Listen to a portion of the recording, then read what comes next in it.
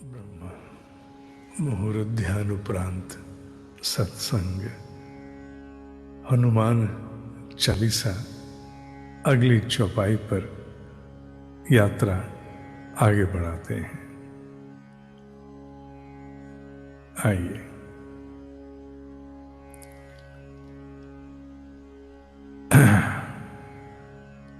इन्हें स्मरण करते हुए आगे चलते हैं। श्री गुरु चरण सरोज रज निज मन मुकुर सुधार बरनउँ रघुवर बिमल जसु जो दायक फल चार बुद्धिहीन तनु जानिके सुमिरो पवन कुमार बल बुद्धि विद्या देहु मोहि हरहु कलेश विकार। जय हनुमान ज्ञान गुण सागर जय कपीस तिहुँ लोक उजागर।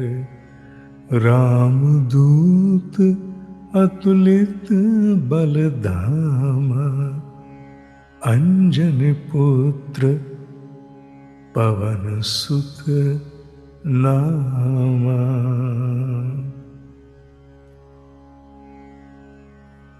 रामदूत अतुलित बल धामा अंजनी पुत्र पवन सुत नामा। रामदूत कौन है? राम कौन है? जिनके ये दूत हैं, जिनके कारण अतुलित बल है, जिसकी की तुलना किसी से की ही नहीं जा सकती। तुलना से परे का सामर्थ्य जिसके पास हो, वो किसका दूत है? वो किसका रिप्रेजेंटेटिव है, एम्बेसडर है? ये तो जानना पड़ेगा ना। राम का कहा, कौन है राम? क्या केवल एक किसी नगरी के राजा की इतनी सामर्थ हो सकती है कि उसका दूत तुलना से परे का बल रखता हो? अन्यथा तुलना के लिए तो एक के साथ दूसरा, इसमें इतनी ताकत, उसमें इतनी ताकत, रिकॉर्ड तोड़ दिए, ओलंपिक रिकॉर्ड टूट गए। तुलना तो की जा सकती है। जो तुलना से ही परे हो, वो कितनी बड़ी महासत्ता का दूत हो सकता है, ये सोचना पड़ेगा। कौन है राम? और फिर उसकी माता अंजनी, पिता पवन। अंजनी और पवन, इनकी संतान हनुमान, जो राम का दूत और अतुलनीय, अर्थात कोई तुलना है ही नहीं, इतना बल। इन पात्रों के विषय में थोड़ा मनन करना पड़ेगा, सोचना पड़ेगा। आइए विचार करते हैं। राम शब्द का तात्पर्य, जिन धातुओं से शब्द बना, उसका अर्थ है ब्रह्मांडीय तत्व। यूं तो हम रित को भी मान सकते हैं, पर मैं रित की व्याख्या यहां नहीं करूंगा, लंबा है। ब्रह्मांडीय तत्व, जिस तत्व से, जिस संविधान से, जिस नियमन से इस पूरे ब्रह्मांड की, जगत की रचना हुई, उसे हम राम कहते हैं। छोटा सा शब्द है, पर इसमें क्या समाया? पूरा ब्रह्मांड समाया हुआ है। तो ब्रह्मांडीय तत्व राम है। जिन दो धातुओं से बन के मिला, उनका तात्पर्य ब्रह्मांडीय तत्व है। अंजनी पूर्व जन्म में मां पार्वती की सेविका थी। वो मां शक्ति का प्रतीक है।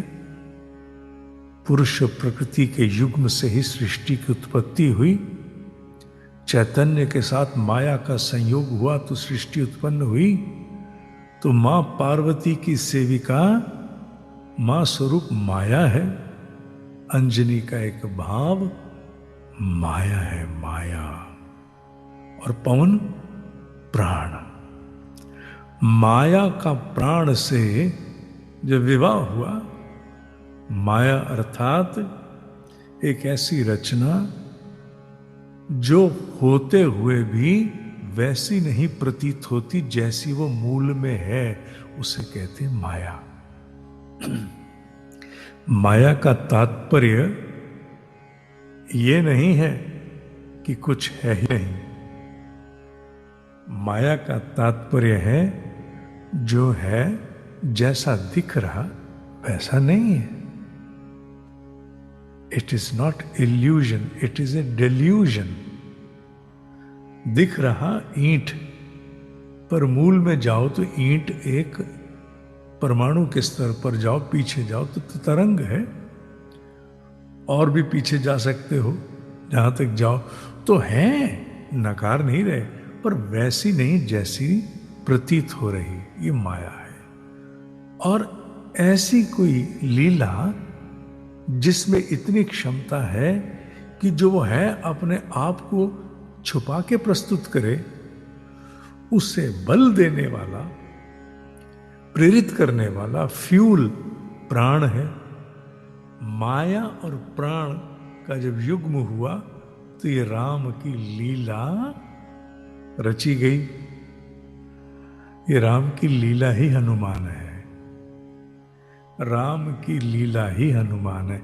इसलिए तो सारे कार्य एग्जीक्यूटिव लेवल पर वो सारे हनुमान जी के समर्थ में है। राम काज करने को आतुर, आतुरता का शब्द यहां पर, खैर वो मैं उसी में लूंगा, ऐसे नहीं, अभी वो बात आगे चली जाएगी। अब यहीं रहते हैं। पहली बात ये कि ब्रह्मांडीय तत्व का ये दूत है। और ये दूत कैसे बना? क्योंकि माया का प्राण से जब विवाह हुआ तो फिर ब्रह्मांडीय तत्व का संचालक दूत बन गया। जो करना है वो कर रहा है, जो होना है वो हो रहा है। तो इसलिए इसकी तुलना किसी के बल से की ही नहीं जा सकती। ब्रह्मांडीय तत्व का जो दूत होगा उसे क्या केवल एक प्रतिमा तक बांध सकते हो? नहीं बांध सकते। एक मंदिर तक बांध दोगे? नहीं बांध सकते। ब्रह्मांडीय तत्व का दूत है, परे है वो। और हो क्यों ना, वो है क्या? वो है माया। इस जगत का आधार जो लीला है, उस जगत का आधार माया और उसके प्रेरित करने वाले प्राण का पुत्र है। उन दोनों का मिश्रण है, वो युग्म है वो, जिसमें माया भी है और जिसमें ऊर्जा भी है। माया और ऊर्जा दोनों की समर्थ हनुमान में है। इसीलिए वो राम का दूत है। उससे कम में ब्रह्मांडीय तत्व का दूत हो ही नहीं सकता। एलिजिबिलिटी नहीं है, क्योंकि ब्रह्मांडीय तत्व के अंतर्गत तो लीला रची है। लीला रचने के लिए एक डिजाइन चाहिए, एक टेक्नोलॉजी चाहिए, और उस डिजाइन का नाम माया है। उस माया को ईंधन, फ्यूल देने वाला, प्रोपेलेशन देने वाला प्राण है। तो उस मूल डिजाइन और एनर्जी का प्रतीक है हनुमान, और वो ब्रह्मांडीय तत्व का दूत है। अब समझ में आ जाना चाहिए कि हनुमान उतना नहीं है जितना मंदिर तक सीमित होता है। जब छाती खोल के उससे मिलने की चेष्टा करो तो तुम वस्तुतः एक प्रकार से राम से ही मिल रहे हो, उनकी सक्रियता से मिल रहे हो। तुम राम की सक्रियता को क्रिया रूप में हनुमान मान सकते हो। जब राम सक्रिय हैं तो वो हनुमान हैं। अभेद है वहां, कोई भेद नहीं है वहां पर। एक बार फिर से गा लें, हैं? श्री गुरु चरण सरोज रज, निज मन मुकुर सुधार। बरनउँ रघुबर बिमल जसु, जो दायक फल चार।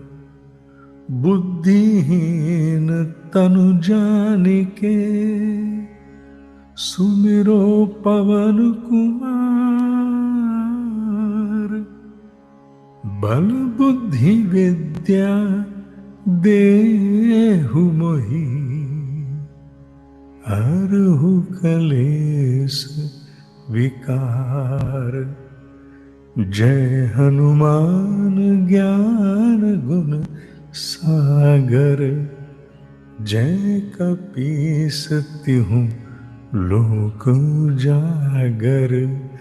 राम दूत अतुलित बल धामा, अंजनी पुत्र पवन सुत नामा।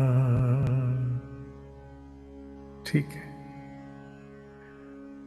ओम ही सत्य है, ओम ही सत्य है, ओम ही सत्य है।